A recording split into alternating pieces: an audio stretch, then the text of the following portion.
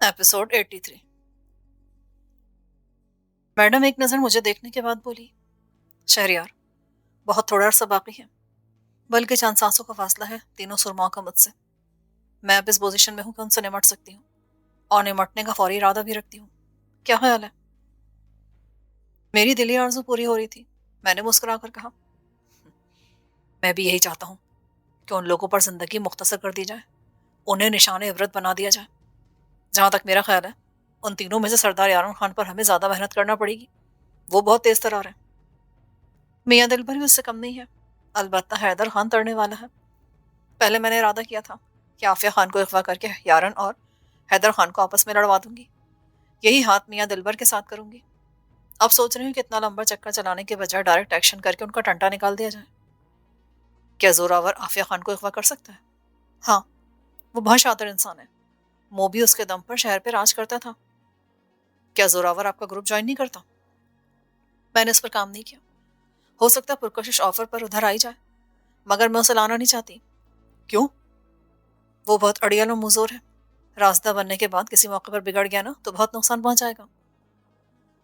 मुझे मैडम की बात से इत्तेफाक था। मैडम की सिगरेट खत्म हो गई थी। चाय ठंडी हो गई थी। उसने बैल दी। जरमीना आ गई। उसे ठंडी चाय उठाने और हॉट कॉफी लाने का हुक्म देने के वो कुछ देर खामोश बैठी रही। जरमीना कॉफी का मग उठाए दोबारा वारिद हुई। मीरू शाह की शिकायत करके वापस लौट गई। मैडम कॉफी के घूंट भरती रही। कॉफी खत्म होने के बाद भी उसकी सोचों के ताने बाने छिड़े रहे। 10 मिनट ऐसे गुजर गए तो मैंने उकता कर कहा, क्या आप शाजी के बारे में सोच रही हैं? हाँ, नहीं तो उसे सोचकर मैं क्या करूंगी? मैं कुछ और सोच रही हूँ। अगर मुनासिब हो तो मुझसे शेयर कर दें। शहरयार, मैं एक ही वक्त में तुम्हारे, नगीना और शाजी के बारे में सोच रही हूँ। तुम कर गुजरने वाला जहन रखते हो, जबकि मुझे हर कदम पर बहुत कुछ सोचना पड़ता है। अब ये देख लो कि नगीना जिसे मैं 5-10 दिनों में कनाडा रवाना करना चाहती थी, अब उसे शायद महीना भर से भी ज्यादा वक्त यहाँ रहना पड़ेगा। जब तक वो ठीक नहीं होती, उसे यहाँ रखना मेरी मजबूरी बन गया। ये भी मुमकिन है कि भट्टी खानदान की तरफ से उस पर बरह रास्त मुकदमा दर्ज करा दिया जाए और ECL लिस्ट में उसका नाम शामिल करा दिया जाए। ऐसी सूरत में उसे कनाडा भेजना बहुत मुश्किल हो जाएगा। जोरावर ने गैर मुतवक्का अंदाज में पैंतरा बदला। मैं ये समझने की कोशिश करें कि उसने ऐसा क्या सोच कर किया है, इसके दर पर्दा क्या मकासद है उसके, और आइंदा वो क्या कर दिखाएगा। शाहजी की तरफ मेरा दिल मुल्तफित है। मैं उससे मोहब्बत करती हूँ और समझती हूँ कि उसका वजूद मेरे लिए बहुत मुबारक है। क्या मुझे उसकी तरफ लौटना चाहिए या नहीं? मैं तो ये भी सोच रही हूँ कि अब जबकि तुम्हारी बहन तुम्हें मिल चुकी है, माँ बाप के मरकजी कातिल को तुम ठिकाने लगा चुके हो, तुम कब तक मेरे साथ चलोगे? किस वक्त हाथ खड़े कर जाओगे? मीरू शाह की सरगर्मियां एक मरतबा फिर ना समझ में आने वाली हो गई है। वो जाता है तो लौटने का नाम ही नहीं लेता। ज्यादा नखरे दिखाने लगा है। देखो शहरयार, जिंदगी कभी आसान नहीं होती।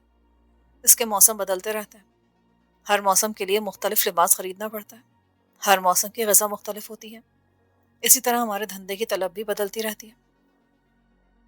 आप दुरुस्त कह रही हैं, मगर अपनी परेशानियों में से एक परेशानी कम कर दीजिए। मैं तब तक आपके साथ रहूंगा जब तक आपको मेरी ज़रूरत रहेगी। वैसे भी अभी तो सरदार हैदर खान, यारन खान और मियाँ दिलबर जिंदा हैं। फरीदन भी कहीं छुपा हुआ है। रंगू कसाई वगैरह के मिट जाने पर मेरा काम मुकम्मल नहीं हो गया। मेरे असल दुश्मन यारन खान और हैदर खान है। जब तक वो जिंदा है, मुझे चैन नहीं आ सकता। रही बात बहन से मिलने की, तो वह खुशगवार वाक़या है, जो कि मुझ पर अभी मेरी चचाजाद बहन और भाई का बोझ लदा है, और आपकी मुलाजमत के अलावा मेरा कोई जरिया माश भी नहीं है। इसलिए मैं आपको नहीं छोड़ सकता। मैडम, मैं खुशफहमी का शिकार था कि आप मुझसे मोहब्बत करने लगी हैं। हर इंसान खुशफहमी का शिकार हो सकता है। मैं भी हो गया था। ये बड़ी बात नहीं है, मगर मुझे ये इफ्तिखार हासिल है कि आप जिस चीज़ को अहमियत देती हैं, जिससे मोहब्बत करती हैं, वो मेरी आंख पर सबत है। वो आंख मेरी है, वो नन्हा सा दिल मेरा है। अगर ये वाक़तन आपकी खुशबख्ती का सामान है, तो हमेशा आपके पास रहेगा। मैडम को मेरे मजबूत लहजे ने तक़वियत दी। वो उठकर एक अदा से चलती मेरे पहलू में आई, मुझसे जुड़कर बैठ गई। मेरी आंखों में आंखें डालकर बोली, तुम बहुत अच्छे हो शहरयार, मगर आपसे कहीं कम। अगर मैं तुम्हारे साथ शादी करना चाहूँ तो? जी? मेरा दिल इस बुरी तरह धड़का कि जुबान बोलना भूल गई। मैंने क्या पूछा? मुझे जिंदगी में मिलने वाली सबसे बड़ी खुशी यही होगी। मैंने हिम्मत करके कह ही दिया। تب مجھے یہ معلوم نہ ہو سکا تھا کہ میں نے دل کے ہاتھوں مجبور ہو کر یہ جواب دیا تھا یا اس کی دل آزاری سے بچنے کی کوشش کی تھی۔ میرا ساتھ دینے والے کو ہر گھڑی موت کی آنکھوں میں آنکھیں ڈال کر سانس لینی پڑتی ہے، یہ جانتے ہوئے بھی تم ایسا کہہ رہے ہو؟ جی میڈم، میں اس مرحلے سے گزر رہا ہوں، جانتا ہوں کہ کوئی بھی گولی بازو کی طرح میرا سینہ بھی چاٹ سکتی ہے، مگر سینہ آباد بھی تو آپ کے نام سے ہے نا۔ کہنے کو تو میں نے کہہ دیا، مگر مجھے یوں لگا جیسے میرا وجود ایک دم کھوکھلا ہو گیا ہو۔ میرے پہلو میں بیٹھی میڈم شکیلہ کا جاہو جلال اپنی جگہ قائم تھا، مگر میری آنکھوں کے سامنے ہوٹل میں گزاری جانے والی رات کی رانی چندو ماہی کا گداس لمس بچ گیا تھا۔ چندو ماہی ایک سادہ دل دیہاتی لڑکی تھی، میڈم سادہ دل نہیں تھی، ایک خون آشام گینگ کی لیڈر تھی۔ شہریار، میں تھک گئی ہوں۔ اس نے میرے کندھے پر اپنا رخسار رکھ کر آنکھیں بند کر لی۔ کیا مطلب؟ کیا اس تیز رفتار زندگی سوکھتا گئی ہے یا تم یہاں کے بعد کیا کہنا چاہتے ہو؟ وہی معاملہ ہے۔ میرا دل دھک سے رہ گیا۔ میں کہنا چاہ رہا تھا کہ یا آپ کی جوانی بے لگام ہو رہی ہے۔ اس نے دل کی بات زبان کی نوک سے پکڑ کر مجھے مخمصے کا شکار کر دیا تھا۔ میں نے اس کا گلابی ہاتھ دھیرے سے تھام لیا۔ شہریار، محبت کیا ہوتی ہے؟ میں گڑبڑا گیا۔ اسے کیا بتا دوں؟ میں محبت کے دشت میں سفر کرنے والا کوئی فلسفی نہیں تھا۔ آپ بہتر جانتی ہیں۔ ہاں، میں بہتر جانتی ہوں، کیونکہ میرا دل زندہ ہے، اس گھڑی جاگتا ہے جب اسے جاگنا ہوتا ہے۔ مگر تم کیوں نہیں جانتے؟ کیا تمہیں کسی سے محبت نہیں؟ اگر نہیں تو پھر اپنی منگیتر کو کیوں یاد کرتے تھے؟ بھلا سا نام تھا اس کا، ہاں، غزالہ۔ غزالہ یعنی ہرنی کے جیسی، ہے نا؟ پر ٹھیک ہے، تمہیں محبت نہیں، کچھ اور ہی ہوا ہوگا۔ مگر مجھے محبت ہوئی تھی میرزادہ عمر حیات سے۔ اسے دیکھ کر میں دنیا کو بھول جایا کرتی تھی، سوچا کرتی تھی اگر اس نے مجھے نہ اپنایا تو میں مر جاؤں گی، پر نہیں مری۔ کیوں؟ کیونکہ وہ صرف فاتح تھا، مجھے فتح کرنا خواب تھا اس کا۔ فتح کرنے کے بعد اسے احساس ہوا کہ میں کوئی ایسی افسرائے سلطنت نہیں ہوں، اور جب مجھے ڈاکٹر منور شاہ نے سہارا دیا، اپنے گھر میں رکھا، تربیت کی، تب میں اس کی محبت میں گرفتار ہو گئی۔ وہ سنگ دل تھا، مجھے سہارا دے کر پرے ہٹ کے کھڑا ہو گیا۔ تب میں نے سوچا تھا کہ میں اس کے بغیر نہیں رہ سکتی، کیونکہ میں اس سے محبت کرنے لگی تھی، اور محبت کیا تو گروی رکھ دیتی ہے یا مار دیتی ہے۔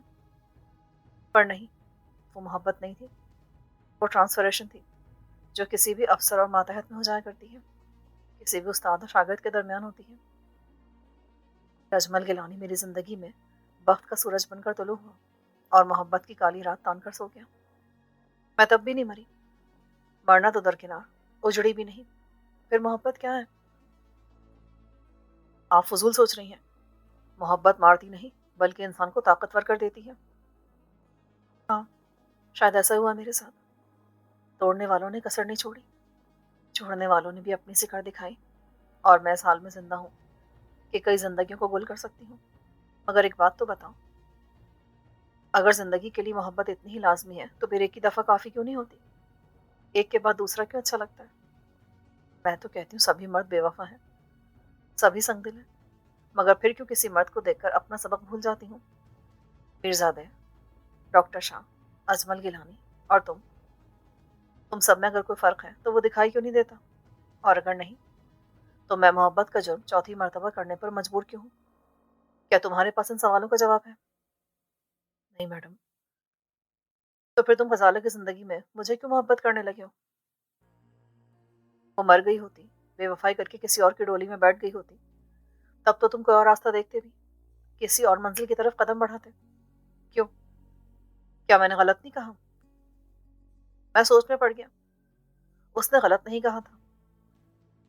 غزالہ کس وقت مجھ سے جدا ہو گئی، میں آپ کا کیسے ہو گیا، یہ مجھے نہیں معلوم۔ میں بس اتنا جانتا ہوں کہ اس گھڑی، اس لمحے میں آپ کا ہوں اور آپ کا رہنا چاہتا ہوں، بس۔ کیا محبت بلا وجہ ہوتی ہے؟ بلا وجہ کیے جانے والا کوئی کام اہم نہیں ہوتا، یعنی محبت بھی غیر اہم ہے؟ نہیں، ہاں، شاید۔ شہریار، تمہاری سنائی ہوئی کہانی میں ایک جھول ہے، پتہ ہے کون سی؟ میں کچھ سمجھا نہیں میڈم۔ بتاتی ہوں، یہ شراب ہے، لوگ اسے آگ کہتے ہیں۔ عجیب آگ ہے کہ معدے میں اترتے ہی وہ باتیں سوجنے لگتی ہیں جو عقل مندوں کو نہیں سوچ پاتی۔ تم ڈاکٹر شاجی اور پروین سے ملا ہے؟ امیر نواز کے بارے میں پوچھا ہے؟ مگر وہ پولیس آفیسر سلیم شہزاد کا بیٹا، کیا نام تھا اس کا؟ ہاں، شاہد سلیم۔ وہ تو میں بھول گیا۔ اس کی محبوبہ کو تم بالکل ہی بھول گئے؟ وہ بھی تو پروین کے ساتھ ہی تھی، تمہارے اور تمہارے دوست خالے کے بیان کے مطابق۔ او نو! میرے لبوں سے بے ساختہ نکلا۔ میں واقعی اتنے اہم کردار کو بھول گیا تھا۔ واقعی میڈم، میں اسے بھول گیا تھا۔ اسے یقیناً وہیں ہونا چاہیے تھا، مگر وہ مجھے کہیں نظر نہیں آئی۔ کیا مظفر گڑھ میں ہونے والی ملاقات کے بعد شاہد نے تم سے کوئی رابطہ نہیں کیا؟ نہیں۔ شاید اس کے سر سے عشق کا بھوت اتر گیا۔ نہیں، میں جانتی ہوں اسے، وہ عشق سے دستبردار ہونے والوں میں سے نہیں لگتا تھا۔ تو پھر اس نے مجھ سے رابطہ کیوں نہیں کیا؟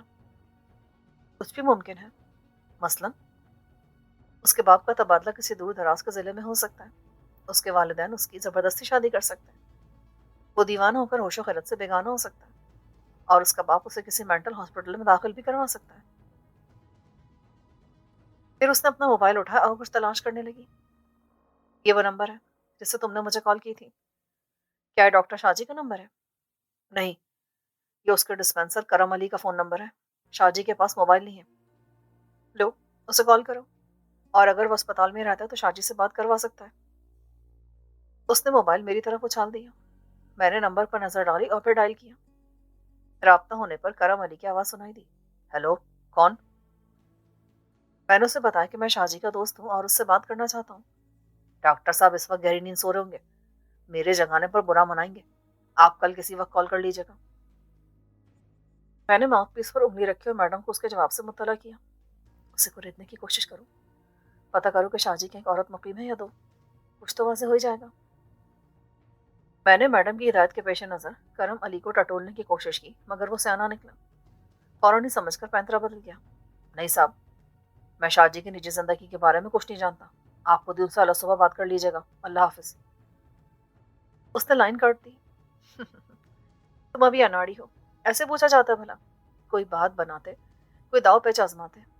نو بابا، زندگی اتنی سیدھی سادی نہیں ہے، ہر ٹارگٹ آسان نہیں ہوتا، ہر منزل مٹھی میں سمٹنے والی نہیں ہوتی۔ وہ مسکرا کر بولی اور میں جھینپ کر رہ گیا۔ میرے گھر میں جشن کا سا سما تھا۔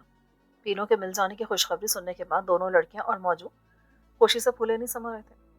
شانو نے پروین کے سر کا صدقہ اتارا، فرزانہ نے زردہ چاول پکانے کا اہتمام کر دیا۔ زرد رنگ کے میٹھے چاول ہم دیہاتیوں کے گھروں میں ہر خوشی کے موقع پر پکائے جاتے ہیں۔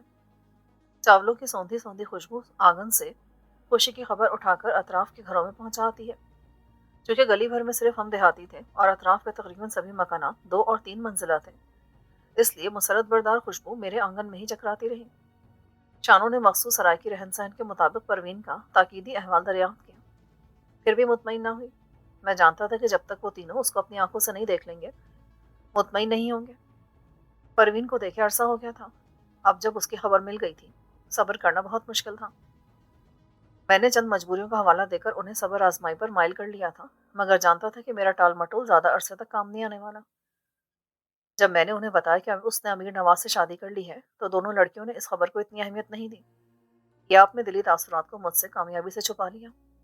مجھے یقین ہو گیا کہ انہیں بھی امیر نواز اور پروین کے درمیان رازداری سے طے ہونے والے معاملات کا پہلے سے علم تھا۔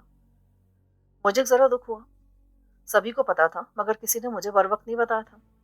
پھر سوچا، اگر مجھے علم ہو بھی جاتا تو میرا رد عمل کیا ہوتا؟ کیا میں اپنی خاندانی روایات کے مطابق غیرت مندی کا مظاہرہ کرتے ہوئے دونوں کو قتل کر دیتا؟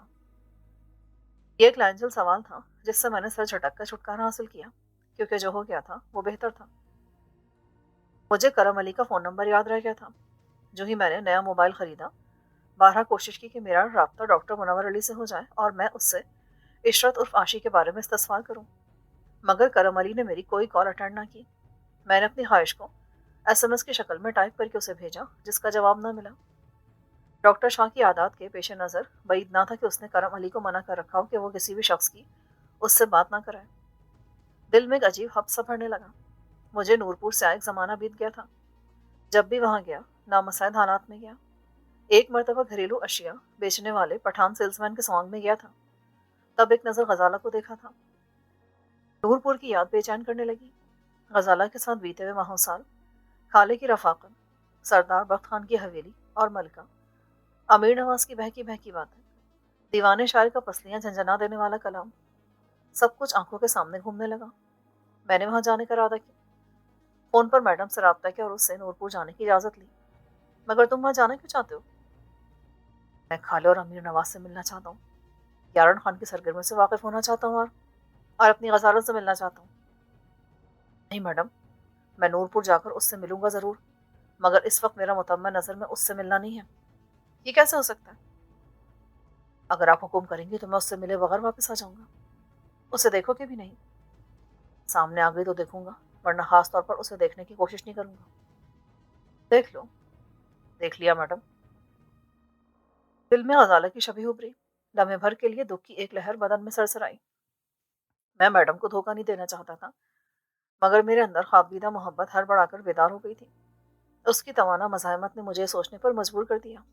دیکھ لیا میڈم، میں اس سے ملے بغیر نہیں رہ سکتا۔ ملوں گا مگر آپ کو پتہ نہیں چلنے دوں گا۔ اوکے، تو پھر جاؤ۔ یاد رکھنا، تم نے مجھ سے وعدہ کیا کہ تم غزالہ سے نہیں ملو گے۔ اور ہاں، اس وقت تم پر تھانہ چوک قریشی میں کوئی مقدمہ موجود نہیں ہے۔ جو درج کرائے گئے تھے انہیں میرو شاہ نے خارج کروا دیا تھا، یعنی اگر تم چاہو تو کھلے عام بھی جا سکتے ہو۔ مگر تمہارے علاقے کے فرعون اتنی قوت رکھتے ہیں کہ کسی جرم کے اندراج کے بغیر تمہیں حوالات کی یاترا کرا دیں۔ وہ تم پر ڈائریکٹلی حملہ بھی کر سکتے ہیں، اس لیے بہتر ہوگا کہ تم میک اپ میں وہاں جاؤ۔ اوکے؟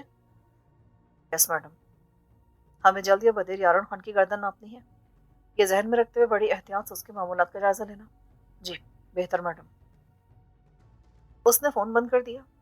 10-15 منٹ بعد پیا جی نے فون پر رابطہ کیا اور میک اپ کرانے کے لیے مجھے اپنے یہاں بلایا۔ مجھے میڈم پر پیار آیا۔ اس نے میری کال کے فوراً بعد ہی پیا جی کو میرے میک اپ کی ذمہ داری سونپ دی تھی۔ پیا جی نے مجھے دیکھ کر باہیں کھول دی۔ ہم دونوں یوں بغل گیر ہوئے جیسے صدیوں بعد ملے تھے۔ حالانکہ ایسی کوئی بات نہیں تھی۔ بولو، کیا بناؤں؟ گلاب خان؟ نہیں، میرا دل کسی نئے تجربے پر مائل ہے۔ اگر کہو تو تمہیں میڈیکل ریپ بنا دوں؟ نہیں پیا جی، میں سیلز ریپ بن کر زیادہ دیر نورپور میں نہیں ٹھہر سکتا۔ وہاں ایک اسپتال ہے، میڈیکل اسٹور کوئی نہیں ہے، میرے پاس وہاں زیادہ دیر گھومنے پھرنے کا جواز نہیں ہوگا۔ او، یہ تو تم نے درست کہا۔ پھر جوگی بنا دوں؟ نہیں پیا جی، گلاب خان کے گیٹ اپ میں مجھے کوئی پہچان نہیں پایا تھا، سوائے خالے کے۔ خالے نے بھی محض اس لیے پہچان لیا تھا کہ وہ تمہارے ہاتھوں کے اعجاز کو جانتا تھا۔ نہ جانے کیوں پیا جی مجھے پٹھان کا روپ دینے سے گریزاں تھا، مگر میرے اصرار پر ناچار اس نے کام شروع کر دیا۔ حسب سابق اس کے ہاتھ ماہرانہ انداز میں حرکت کرنے لگے۔ اس نے میرے سر کے بالوں پر تیز بو والا اسپرے کیا جس سے میرے بال سرخی مائل بھورے ہو گئے۔ پلاسٹک کے 2 ننھے اسپرنگ میرے نتنوں میں فٹ کیے اور میری اچھی خاصی ناک کا حلیہ بگاڑ کر مجھے پھینا کر دیا۔ لمبی اور گھنی داڑھی چسپا کرنے اور مونچھوں میں اضافی لمبے بال چپکانے کے بعد اس نے میرے سر پر ٹوپی رکھی جس کے اوپر بڑی سی پلو دار پگڑی مخصوص انداز میں جما دی۔ میرے یاد دلانے پر اس نے میری آنکھوں میں سبز لینس بھی فٹ کر دیے۔ لو، میں نے تمہیں ووٹی بنا دیا، آگے تمہارے مقدر۔ میں اس تجربے سے گزر چکا ہوں، مجھے معلوم ہے کہ نورپور میں کوئی مائی کا لال مجھے پہچان نہیں سکتا۔ پیا جی، تمہارے ہاتھوں میں ہنر نہیں جادو ہے۔ اس کی مسکراہٹ گہری ہو گئی۔ نہ جانے کیوں مجھے ایسا لگا کہ لاپرواہ اور لاؤبالی طبیعت رکھنے والے پیا جی کی مسکراہٹ میں عجیب سا کرب شامل ہو گیا تھا۔ ایسے کیا دیکھ رہے ہو شہریار؟ پیا جی، مجھے یوں محسوس ہو رہا ہے جیسے تم اپنا کوئی غم یا اداسی چھپانے کی کوشش میں ہنس کھیل رہے ہو۔ تمہاری ہنسی مجھے کھوکھلی لگ رہی ہے، کیا میں درست کہہ رہا ہوں؟ کیا مطلب؟ میں سمجھا نہیں۔ اسے ایک جھٹکا سا لگا۔ کافی عرصے سے تمہیں دیکھ رہا ہوں، آج پہلے جیسے نہیں لگے، اس لیے تمہارے بارے میں سوچنے پر مجبور ہو گیا۔ تمہیں کوئی دکھ ہے؟ نہیں تو؟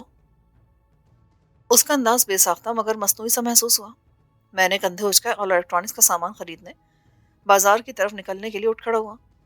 وہ دروازے تک میرے ساتھ آیا، میرے کندھے پر ہاتھ رکھ کر بولا، شہریار، چند دنوں سے میرا دل مسلسل ہول کھانے لگا ہے۔ سمجھ میں نہیں آتا کہ طبیعت کو کیا ہو گیا۔ کیا تمہارے ساتھ بھی ایسا ہی ہو رہا ہے؟ نہیں۔ وہ پیشانی سلاتے ہوئے بولا، مجھے لگتا ہے کہ ہمارا گروپ ٹوٹنے والا ہے۔ اس نے بڑے عام سے انداز میں اپنا اندیشہ ظاہر کیا تھا۔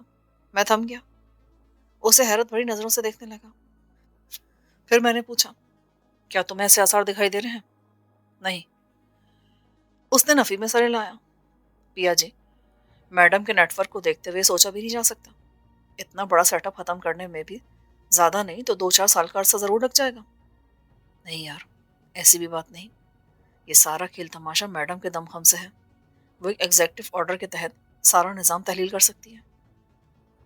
مگر مجھے تو ایسی کوئی نشانی دکھائی نہیں دیتی جس سے پتہ چلتا کہ میڈم اپنے نیٹ ورک کو توڑنے کا سوچتی ہو. بظاہر ایسا ہی لگتا ہے. اس کی آنکھوں نے فی الفور مجھ سے اختلاف کر دیا. پیا جی ٹھیک ٹھیک بتاؤ بات کیا ہے؟ میرے پاس کچھ بتانے کے لیے نہیں ہے. تو پھر تم نے اتنی بڑی بات سوچ بھی کیسے لی؟ شہریار وہ متذبذب انداز میں بولا. میں میڈم اور میرو شاہ کا حکم بجا لاتا ہوں کچھ سوچا اور اختلاف کیے بغیر. مگر انسان ہوں, سوچتا بھی ہوں, دیکھتا بھی ہوں. میں نے یہ دیکھا ہے کہ ہمارے گروپ کی تمام تر کلیدیں بظاہر میڈم کے ہاتھ میں ہیں, مگر در حقیقت ماسٹر مائنڈ میرو شاہ ہے. میڈم اس پر ہمارے سامنے روپ جماتی ہے, مگر کرتی وہی کچھ ہے جو میرو شاہ کے لبوں سے نکلتا ہے. کیا تم میری آبزرویشن سے اختلاف کرو گے؟ میں نے میڈم اور میرو شاہ کے باہمی تعلق کے بارے میں سوچا, میڈم کی سنائی ہوئی کہانی پر غور کیا, پھر نفی میں سر لایا. نہیں پیا جی, تم درست کہہ رہے ہو, مگر اس بات کا نیٹ ورک کے ٹوٹنے سے کیا تعلق ہے؟ وہی تو بتا رہا ہوں. جب سے تم اور میڈم بیٹ سے واپس آئے ہو تب سے میرو شاہ کا رویہ کچھ بدلا بدلا سا ہے. وہ بہت ٹھنڈے دل و دماغ کا آدمی ہے, مگر گزشتہ چند دنوں میں وہ ہر کام انتہائی سرعت اور بے خوفی سے سر انجام دینے پر تلا ہوا ہے. مجھے یہ بھی پتہ چلا ہے کہ وہ گینگ کے تمام افراد کے ڈمی کاغذات بھی تیار کروا رہا ہے, شناختی کارڈ اور پاسپورٹ وغیرہ. یہ درست ہے کہ وہ بہت اچھا کر رہا ہے. ہم سب لوگوں پر ان گنت مقدمات بنے ہوئے ہیں. ہم پیسے کے بل پر ہر رکاوٹ سے گزر جاتے ہیں, مگر قانون کے اسکینر ہمارے وجود پر بول پڑتے ہیں. لیکن سوچنے کی بات ہے کہ میرو شاہ یا میڈم ہمیں کیوں صاف دامن بنانے میں مصروف ہیں. تو اس میں قباحت بھی کیا ہے؟ میں اس کی بات میں چھپی ہوئی ہولناکی کو سمجھ نہیں پا رہا تھا. اوہو, تم سمجھ نہیں رہے ہو. شہریار, اگر ہم سب صاف دامن ہو جائیں تو ایک طرح سے ہم آزاد ہو جائیں گے. اس وقت گروپ کے 40% لوگ محض اس وجہ سے میڈم کے حکم پر موت کی اوکھلی میں سر ڈال دیتے ہیں کہ وہ زندہ یا مردہ قانون کو مطلوب ہیں. سوائے میڈم کے شرٹ کے انہیں کہیں سر چھپانے کی جگہ نہیں مل سکتی. اگر انہیں علیحدہ شناخت مل گئی, ان کے پاپ دھل گئے, تو لمحے بھر کی دیر کے بغیر وہ گروپ سے نکل جائیں گے. جس کا جدھر منہ آئے گا وہ ادھر چلا جائے گا. میرو شاہ بہت چالاک آدمی ہے. یہ ممکن نہیں کہ اتنا بڑا اقدام کرتے ہوئے اسے اس حقیقت کا ادراک نہ ہو. یہی بات سمجھ میں نہ آنے والی ہے. پیا جی گینگ کا مرکزی کردار تھا, کافی دیر سے یہاں کام کر رہا تھا. میں اس کے مقابلے میں نو آموز اور نا تجربے کار تھا. اس کی بات سن کر میں بھونچنکا رہ گیا. میں اب بھی نہیں سمجھا کہ تم کہنا کیا چاہ رہے ہو سکتا کہ میرو شاہ اور میڈم نے کچھ مختلف سوچ رکھا ہو. اس نے نفی میں سر لایا.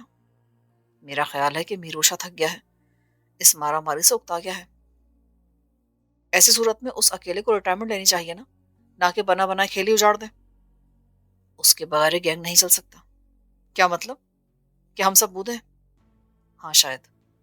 شہریار وہ بہت بڑا شکاری ہے, ہم اس کے مقابلے میں محض مسافر ہیں جو سفر کر ہیں.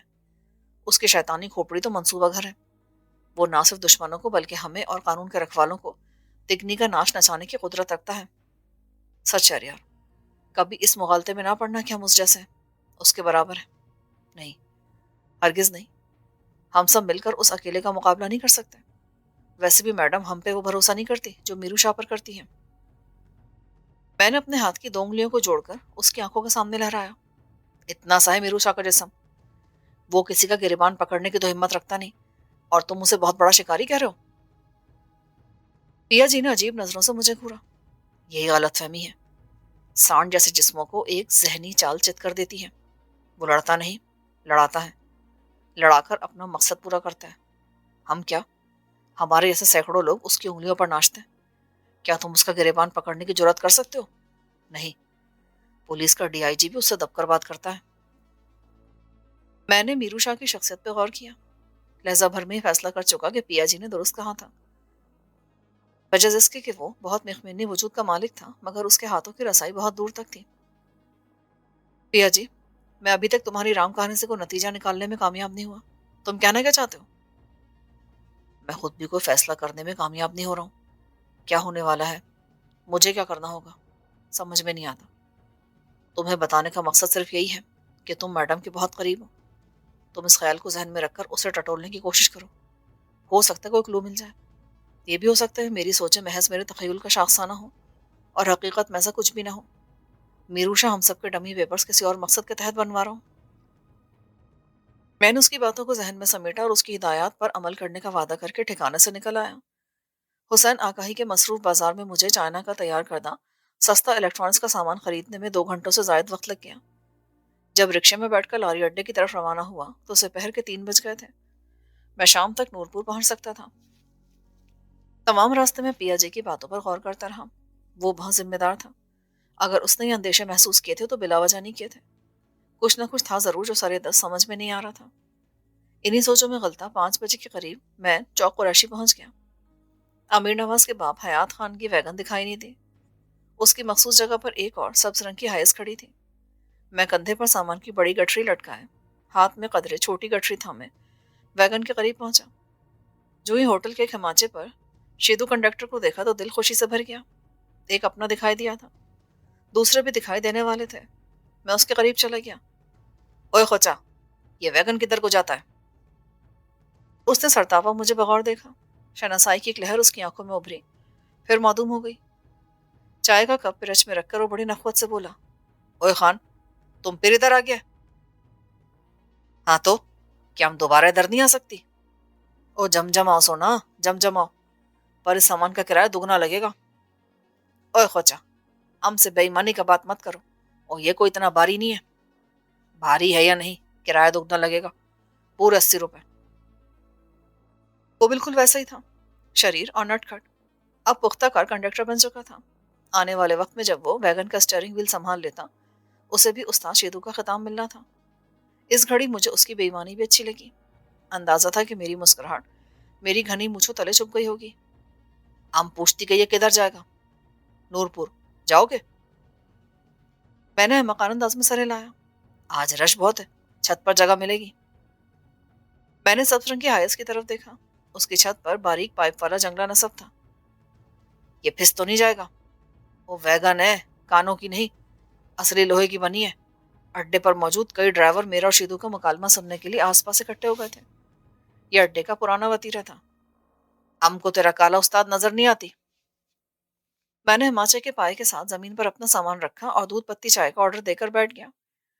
شیدو نے مجھے یہ بتا کر حیران کر دیا کہ استاد خالے نے ڈرائیوری چھوڑ دی ہے اور نوکر ہو گیا ہے۔ نوکر ہونے کا مطلب یہ تھا کہ اسے کوئی ملازمت مل گئی تھی۔ پتہ چلا کہ اس کے ڈرائیونگ چھوڑ دے جانے کے بعد اڈے کا کوئی ڈرائیور حیات خان کی کھٹارا ویگن کو چلانے پر تیار نہ تھا۔ وہ خالے کا ہی دم تھا جو اس کے ساتھ نبھا کرا تھا۔ حیات خان نے بہتری کوشش کی، مگر جب کوئی بھی ڈرائیور آمادہ نہ ہوا تو اس نے وہ تاریخی ویگن کباڑیے کے ہاتھ فروخت کر دی اور قدرے بہتر حالات کی ٹویوٹا ہائس خرید لی۔ وہ اگر چاہتا تو اتنی رقم میں بیڈ فورڈ بس یا ڈبہ خرید سکتا تھا، مگر نورپور جانے والی سواریوں کی تعداد کم ہوا کرتی تھی، جس کی وجہ سے بس کا پور نہیں ہوتا تھا۔ ہائس کی عقبی سٹیکر میری نگاہوں کے سامنے تھی، جس پر ریفلیکٹڈ ٹیپ سے جیوے سردار حیات خان بلوچ لکھا تھا۔ نیچے چھوٹے حروف میں دیما رن آؤٹ بھی چمک رہا تھا۔ یہ لفظ پڑھ کر میرے لبوں پر تازگی سے معمول مسکراہٹ تیر گئی اور دیما رن آؤٹ یاد آ گیا۔ دیما رن آؤٹ کے گھر والوں نے اس کا نام فلم سٹار ندیم سے متاثر ہو کر ندیم رکھا تھا۔ ندیم کا گھر بلوچ نگر میں تھا۔ اس کی ماں تندور پہ روٹیاں لگاتی تھی جبکہ باپ سردار حیدر خان کے کھیتوں میں کام کرتا تھا۔ ندیم جو ہی پاؤں پاؤں چلتا بلوچ نگر کی گلیوں میں پہنچا، اسے ندیم سے دیما بنا دیا گیا۔ میرا ہم عمر تھا۔ جب کرکٹ کے گراؤنڈ میں پہنچا تو فلیٹ فٹ ہونے کے باعث اکثر رن آؤٹ ہونے لگا۔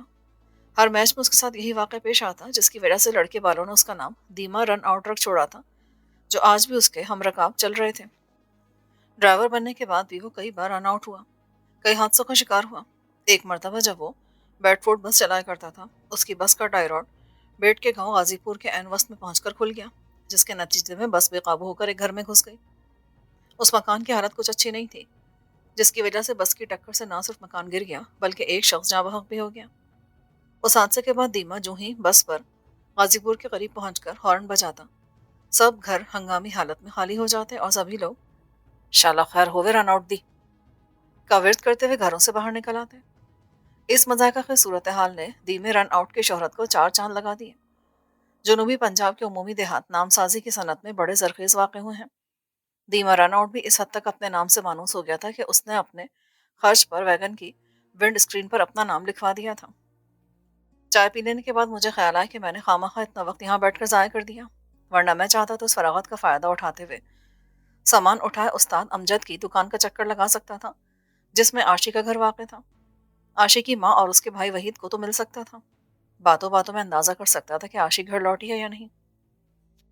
ویگن کی روانگی کا وقت ہو گیا تھا۔ معمول کے مطابق ویگن کا یہ آخری پھیرا تھا، مگر مجھے پتا چلا کہ یہ آخری نہیں ہے۔ شیدو نے مجھے بس کی چھت پر جگہ عنایت کی۔ رش بہت تھا۔ وہ لوگ بھی ویگن پر سوار ہوئے تھے جن کو ویگن کے آخری ٹائم پر کسی بھی طرح نورپور کا رخ نہیں کرنا چاہیے تھا۔ یہ چوک قریشی اور اطراف کی بستیوں کے باشندے تھے۔ ان کی باہمی گفتگو سننے کے بعد میری حیرانی رفع ہو گئی، بلکہ دل میں عجیب سی مسرت جاگزیر ہو گئی، کیونکہ نورپور میں سائی جگجیت کے مزار پر سالانہ میلہ لگا تھا۔ یہ سبھی لوگ میلے کی شبانہ رونقوں سے لطف اندوز ہونے کے لیے نورپور جا رہے تھے۔ میلے کے دنوں میں ویگن مقررہ اوقات کے بغیر چلتی رہتی تھی۔ ایک آدمی نے مجھ سے مخاطب ہو کر کہا، اوئے خان، ادھر میلہ لگا ہے، تم کیا لینے ادھر جا رہے ہو؟ ہم بھی میلہ دیکھے گا اور اپنا سودا بھی بیچے گا۔ وہ سودا خاک بکے گا، وہاں پہلے ہی بہت دکانیں کھلی ہوئی ہیں۔ او بھائی، یہ نصیب کا بات ہے، جو ہمارے نصیب میں لکھا ہے وہ ہمیں ملے گا۔ ہم بھی میلے میں جا کر اپنا سودا بیچے گا۔ وہ تو ٹھیک ہے خان صاحب، پر ادھر میلے کا ٹھیکیدار تمہیں پھر ہی نہیں لگانے دے گا۔ کیوں؟ ہم کوئی غیر قانونی شے بیچتا ہے؟ وہ غیر قانونی یا قانونی یہ ہمیں علم نہیں، مگر ٹھیکیدار اپنے آدمیوں کے علاوہ کسی کو وہاں دکان نہیں بنانے دیتا۔ اس نے مجھے سمجھانے کے انداز میں بتایا۔ میں نے تحفیمی انداز میں سر ہلا دیا۔ اس اثنا میں دیما رن آؤٹ بدمست ہاتھی کی طرح چلتا ہوا سگریٹ کے مرغولے اڑاتا آیا اور ڈرائیونگ سیٹ پر بیٹھ گیا۔ وہ پہلے سے موٹا ہو گیا تھا۔ جو ہی انجن اسٹارٹ ہوا، پتہ چلا کہ ویگن بظاہر اچھی حالت میں تھی، مگر اس کا انجن پرانی کھٹارا ویگن سے کچھ مختلف پوزیشن میں نہیں تھا۔ وزن زیادہ ہونے کی وجہ سے وہ بڑی مشکل سے اڈے کی غیر ہموار زمین پر رینگتی ہوئی سڑک پر نکلی اور جھومتی ہوئی نورپور کی طرف روانہ ہو گئی۔